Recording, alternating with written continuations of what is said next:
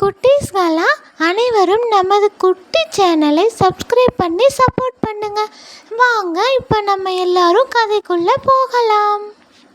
ஒரு அழகான காட்டில் பறவைகள் அனைத்தும் வாழ்ந்து வந்தது. அப்பொழுது அந்த காட்டில் மழைக்காலம் ஆரம்பமாக இருந்தது. அப்பொழுது சீச்சு குருவியும் மிட்டு குருவியும் இப்படி பேசிக்கொண்டிருந்தார்கள். சீச்சுவே, இங்கு பார்த்தியா, மழை வருவது போல் மேகங்கள் அனைத்தும் ஒன்றாக சூழ்ந்து வந்துள்ளது. காற்று மிகவும் ஜில்லுன்னு இருக்குல்ல என்று சூச்சுவிடம் சொன்னாள். அதற்கு சூச்சு குருவியோ, ஆமாம் மிட்டு, மிகவும் ஜில்லுன்னு இருக்குது. மேகமெல்லாம் சூழ்ந்து ஒரு இருட்டாக ஆகிற மாதிரி இருக்குல்ல. எனக்கு இந்த மாதிரி இருந்தால் ரொம்ப பிடிக்கும். ஆனால் மழை வந்தால் மட்டும் பிடிக்காது. மழை வந்துச்சுன்னா ரொம்ப ஈரமாக இருக்கும் என்று கூறியது. அதற்கு மிட்டு, அப்படி சொல்லக்கூடாது சீச்சுவே. மழை வந்தால்தான் நம் காட்டில் பழங்கள் நன்றாக விளையும், தானியங்கள் அனைத்தும் நன்றாக வளரும். அப்பொழுதுதான் நமக்கு பஞ்சமின்றி உணவுப் பொருட்கள் நிறைய கிடைக்கும். அப்படி சொல்லாதே சீச்சு என்று மிட்டு கூறினாள். இவ்வாறு பேசிக்கொண்டிருந்த போது துணிக்குருவி, அடடா, மழை வருவது போல் தெரிகிறதே. நாம் சீக்கிரமாக காட்டிற்கு சென்று ஏதாவது உணவு கிடைக்குதா என்று எடுத்துவிட்டு வரலாம். சீச்சு மிட்டு 2 பேரும் கவனமாக வீட்டில் இருக்கணும், சரியா? எப்பயும் எதுக்குமே வெளியே போகக்கூடாது. அம்மா வந்ததுக்கு அப்புறம் தான் போகணும். நான் காட்டில் போய் ஏதாவது உணவு இருக்குதான்னு பார்த்துட்டு வந்துடுறேன். 2 பேரும் பத்திரமா இருங்க என்று கூறினாள். அதற்கு குழந்தைகளோ, சரிங்க அம்மா, நாங்கள் பத்திரமா இருக்கோம். நாங்கள் வெளியே வரமாட்டோம். நீங்கள் போயிட்டு சீக்கிரம் வாங்கம்மா என்று துணிக்குருவியிடம் கூறினார்கள். துணிக்குருவியும் உணவு தேடி அங்கும் இங்கும் அலைந்தது. மிக தூரமாக ஒரு தானியம் இருப்பதை பார்த்தது. அடடா, இந்த தானியம் நமக்கு கிடைக்கும். நாம் இதை எடுத்துக்கொண்டு வீட்டிற்கு செல்லலாம் என்று நினைத்தது. அப்பொழுது அங்கு காலுக்காகம் வந்து, ஏய் துணிக்குருவியே, இந்த தானியத்தை சின்ன பயிராக இருந்து நான் பார்த்து கொண்டு இருக்கிறேன். இது எப்பொழுது பெரிதாகும் நாம் எடுத்து செல்லலாம் என்று நான் இதனை பாதுகாத்து வருகிறேன். நீ இப்போ வந்து இதை எடுத்துகிட்டு போறியா? இது எனக்கு தான் சொந்தம். நீ வேறு பக்கம் போய் உணவு எடுத்துக்கோ என்று கூறியது. துணிக்குருவியும் சரி, நாம் வேறு எங்காவது போய் உணவு தேடலாம் என்று அங்கிருந்து சென்றது. காலுக்காகமோ சிரித்தபடியே, ஐயோ முட்டாள் குருவி, நான் சொன்னதை அனைத்தையும் நம்பி ஏமாந்து விட்டது. இவ்வளவு நேரம் கஷ்டப்பட்டு அதுதான் இந்த தானியத்தை கண்டுபிடிச்சது. ஆனால் நான் பொய் சொன்னவுடன் அந்த குருவி ஏமாந்து போயிருச்சு. நமக்கு இன்னைக்கு லாபம்தான் என்று அந்த தானியத்தை எடுத்துக்கொண்டு வீட்டிற்கு சென்று காலுக்காகவும் ஜோஜோக்காகவும் சாப்பிட்டார்கள். பிறகு துணிக்குருவி காட்டிற்கு சென்று வேறு ஏதாவது உணவு கிடைக்கிறதா என்று அங்கும் இங்கும் அலைந்து திரிந்தாள். பின்பு ஒரு மரத்தில் நிறைய பழங்கள் இருப்பதை பார்த்தாள். அடடா, இந்த பழங்கள் நன்றாக இருக்கும் என்று நினைக்கிறேன். இவ்வளவு பழங்கள் இருக்கிறது, மிகவும் சுவையாக இருக்கும். சரி, இன்னைக்கு இந்த பழங்களை பறித்து வீட்டுக்கு கொண்டு போய் பசங்க கிட்ட கொடுக்கலாம். அவங்க நல்லா விரும்பி சாப்பிடுவாங்க என்று நினைத்து அனைத்து பழங்களையும் பறித்து ஒரு கூடையில் நிரப்பினாள். அப்பொழுது அங்கு யாரோ ஒருவர், ஐயோ காப்பாத்துங்க, இந்த காகம் எங்கிட்ட இருக்கிற உணவை பறிக்குது, காப்பாத்துங்க என்று ஒரு அலறல் சத்தம் கேட்டது. அப்பொழுது துணிக்குருவி, ஐயோ யாரோ அலறுகிறார்களே, யார் இப்படி அலறுவது? இந்த பக்கம் இருந்துதான் அந்த சத்தம் வருகிறது. யார் என்று போய் பார்க்கலாம். ஐயோ பாவம், இப்படி அலறுகிறார்களே என்று நினைத்து துணிக்குருவி அங்கே சென்று பார்த்தது. அப்பொழுது அங்கு ஒரு வயதான புறாவும் காலுக்காகமும் அங்கே நின்று கொண்டிருந்தார்கள். என்ன காலுக்காகமே, என்ன வேணும் உனக்கு? ஏன் இந்த வயதான புறாவிடம் வம்பு வைத்திருக்கிறாய் என்று துணிக்குருவி கேட்டாள். அதற்கு வயதான புறாவோ, என்கிட்ட இருக்கிற இந்த தானியத்தை இவன் பறிச்சிட்டு போக பார்க்குறான். எனக்கு கண்ணு வேற கொஞ்சம் தெரியாது. நீ என்னை இவன்கிட்ட இருந்து காப்பாற்று துணிக்குருவியே என்று அந்த வயதான புறா கூறியவுடன் துணிக்குருவி காலுக்காகத்தை பார்த்து, உனக்கு என்ன வேணும் காலுக்காகமே? இந்த பழக்கூடையை வேணால் நீ வைத்துக்கொள்.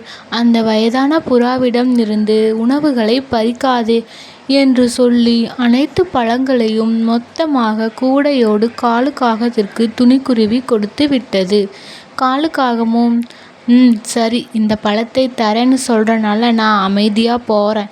சரி கொடு, அந்த பழத்தை நான் எடுத்துகிட்டு போகிறேன் என்று சொல்லி அங்கிருந்து அந்த பழக்கூடையை எடுத்துக்கொண்டு பறந்து சென்றது. பிறகு காலுக்காகம் அந்த பழக்கூடையை தன்னுடைய வீட்டிற்கு எடுத்து சென்று காலுக்காகமும் ஜோஜோக்காகவும் அந்த கூடையில் இருக்கும் பழங்கள் அனைத்தையும் நன்றாக சாப்பிட்டார்கள். துணிக்குருவியோ ஒரு மரத்தின் அடியில் அமர்ந்தது. அப்பொழுது மழையும் வந்தது. ஐயோ, இன்னைக்கு காலையிலிருந்து அங்கே இங்கே திரிஞ்சு உணவே கிடைக்கலையே. இப்போ மழை வேற வருதே, நான் எங்கே போய் உணவு தேடுவது? என் குழந்தைகள் வேற பசியோடு இருப்பார்களே என்று தனக்கு தானே பேசிக்கொண்டிருந்தாள். அப்பொழுது அங்கு தேவதை தோன்றினாள். மஞ்சள் பறவையே, ஏன் இவ்வளவு சோகமாக இங்கே அமர்ந்து கொண்டிருக்கிறாய் என்று கேட்டது. அதற்கு துணிக்குருவியோ, நான் இன்று காலையிலிருந்து உணவை தேடி கண்டுபிடித்தேன். ஆனால் எனக்கு எதுவும் கிடைக்கவில்லை. இன்று மழை வேற பெய்கிறது. என் குழந்தைகள் என் வீட்டில் பசியோடு காத்திருப்பார்கள். ஆனால் நான் எந்த உணவையும் எடுத்து வைக்கவில்லையே என்று கவலையோடு கூறினாள். அதற்கு தேவதையும், சரி, கவலைப்படாதே. இது ஒரு மாயக்கூடை. இந்த கூடையில் கை வைத்து நீ என்ன நினைக்கிறாயோ அது உன் கண் முன் தோன்றும் என்று சொல்லி அந்த கூடையை துணிக்குருவிக்கு கொடுத்தாள். துணிக்குருவியும் அந்த கூடையை வாங்கி கொண்டு வீட்டிற்கு வந்தாள். அப்பொழுது சிச்சுக்குருவி, அம்மா, எனக்கு மிகவும் பசிக்கிறது அம்மா.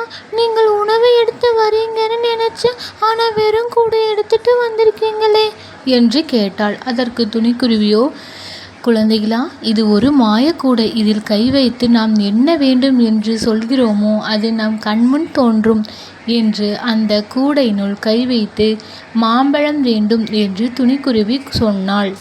அப்பொழுது அங்கு ஒரு கூடை நிறைய மாம்பழங்கள் தோன்றியது. 3 பேரும் அந்த மாம்பழங்களை மனதார சாப்பிட்டார்கள். இவை அனைத்தையும் காலுக்காகம் ஜன்னல் வழியாக இருந்து பார்த்து கொண்டிருந்தது. அடடா, இந்த யோசனை நன்றாக இருக்கிறதே. நாம் உணவு தேடி காட்டிற்கு அங்கு இங்கும் சென்று அலைய வேண்டியதே இல்லை. இந்த கூடை இருந்தால் போதும், நம் வாழ்நாள் முழுவதும் சாப்பிட்டு கொள்ளலாம். இதனை எப்படியாவது திருடியாக வேண்டுமே.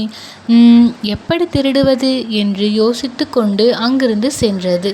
மறுநாள் விடிந்ததும் துணிக்குருவி வழக்கம் போல் உணவு தேடி காட்டிற்கு சென்றாள். குழந்தைகள் 2 பேரும் வெளியில் பந்தை வைத்து விளையாடி கொண்டிருந்தார்கள். அப்பொழுது காலுக்காகம், அடடா, இதுதான் நல்ல சந்தர்ப்பம். குழந்தைகள் 2ம் வெளியே விளையாடிட்டு இருக்காங்க. துணிக்குருவியும் காட்டுக்கு சென்று விட்டது. நாம் இப்பொழுது வீட்டிற்குள் சென்று கூடையை திருடி விடலாம் என்று நினைத்து வீட்டிற்குள் சென்று அங்கிருந்த கூடையை திருடி கொண்டு தன்னுடைய வீட்டிற்கு பறந்து சென்றது. பிறகு காலுக்காகம் வீட்டிற்கு சென்றவுடன் அந்த கூடையில் கை வைத்து, எனக்கு நிறைய தங்கம் வேண்டும், எனக்கு நிறைய பணம் வேண்டும், எனக்கு நிறைய பழங்கள் வேண்டும் என்று அதிகமாக ஆசைப்பட்டு கேட்டது. அதற்கு அந்த கூடையோ காலுக்காகத்தின் தலையில் கவிழ்ந்து காலுக்காகத்தை இறுக்கி பிடித்து கொண்டது. அப்பொழுது காலுக்காகமோ, ஐயோ, என்ன இந்த கூடை இப்படி போட்டு நறுக்குது. ஐயோ, என்னால் மூச்சு விட முடியலையே. ஜோஜோ, ஜோஜோ, சீக்கிரமாக போய் துணிக்குருவியை கூட்டிட்டு வா ஜோஜோ என்று காலுக்காகம் அலறியது.